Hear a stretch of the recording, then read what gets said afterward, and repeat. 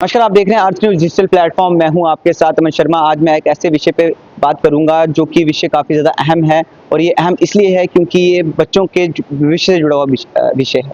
जिस तरह से बात करें तो नीट के एग्ज़ाम की काफ़ी अहमियत है, और बच्चे इसको कहीं न कहीं काफ़ी ज़्यादा जो है वो अहमियत देते हैं। और जिस तरह से 3 मई को जब नीट का एग्ज़ाम हुआ, तो अब जैसे ही खबर सामने आई कि जो कि नीट का पेपर था वो लीक हुआ था और नीट का एग्ज़ाम जो था वो कैंसल हो गया था।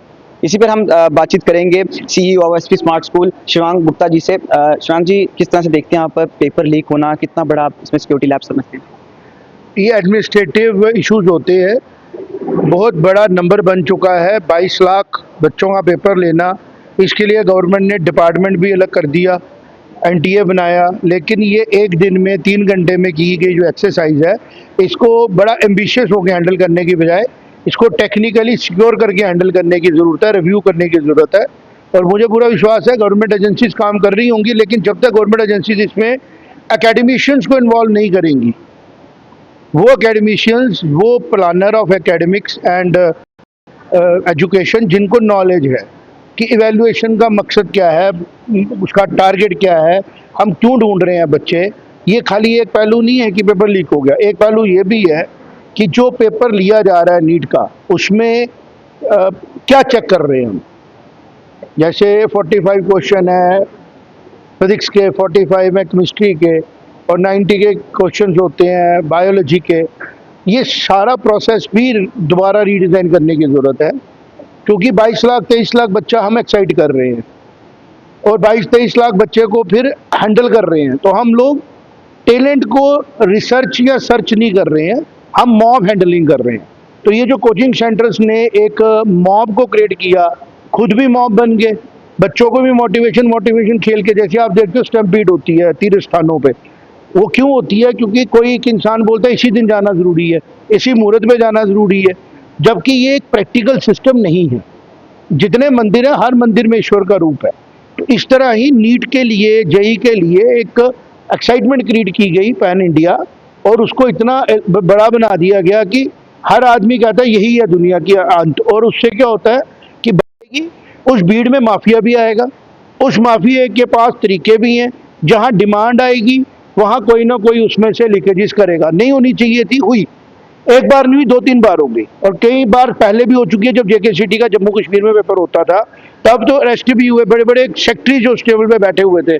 तो इसको नॉर्मलाइज करने की जरूरत है कि एजुकेशन को इतना ओवर एक्साइट नहीं करते हैं। हमें देश के लिए डॉक्टर्स चाहिए, हमें देश के लिए प्रोफेशनल्स की जरूरत है।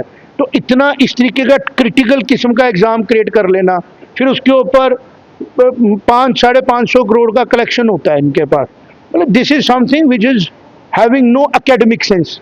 क्योंकि 2-3 लाख बच्चा पेपर दे, 90,000 सीट है या 1.25 लाख सीट है, समझ में आता है कि ये एकेडमिक इंस्टीट्यूशन का एक काम है।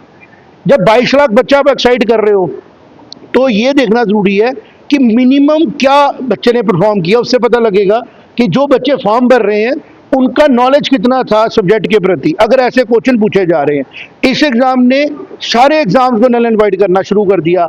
आपके बोर्ड के एग्जाम्स होते हैं जब क्लास प्रमोशन के, वो खत्म कर दिए, उनकी वैल्यू खत्म कर दी। फिर टीचर का इंटरनल इवेल्युएशन होता है, वो खत्म कर दिया। फिर अलग अलग इंस्टीट्यूट्स हैं जिसमें पैरिटी को लेके प्रॉब्लम्स आ रही हैं, जैसे जम्मू मेडिकल कॉलेजेस है, स्टेट मेडिकल कॉलेजेस है, सेंट्रल मेडिकल कॉलेज है, उनको पूल कर दिया। सुनने में ये एडमिनिस्ट्रेटिवली बड़ा अच्छा लग रहा है, बट इसकी एकेडमिक सेंस पे अगर हम जाएं तो गलत है। सर, जिस तरह से बात करें तो सीबीआई इंक्वायरी बैठी है, 45 के करीब लोगों को डिटेन भी किया गया है। इससे क्या लगता है सर, ये ये जो एडमिनिस्ट्रेटिव प्रॉब्लम्स है, ये क्राइम है, इसको क्राइम की तरह हैंडल करेगी पुलिस, करेगी। लेकिन हम लोग ना पुलिस है ना जुडिशरी है, हम है एजुकेशन से आने वाले लोग। हम इसको एकेडमिक एंगल से देख रहे हैं कि बच्चों के लिए, हमारे देश के फ्यूचर के लिए इस एग्जाम को पूरे का पूरा रिव्यू करने की जरूरत है। जिस तरीके से कंडक्ट किया जा रहा है, क्राइम तभी होता है जब कोई मिसमैनेजमेंट होती है। मिसमैनेजमेंट को कंट्रोल करना, इसको पॉसिबल की बात नहीं करूंगा, पर क्यों करना है? इतनी इतनी डायर नीड क्यों है कि 22 लाख लोगों का पेपर एक ही दिन होगा? आप पहले देखो कि अगर 22 लाख बच्चों में से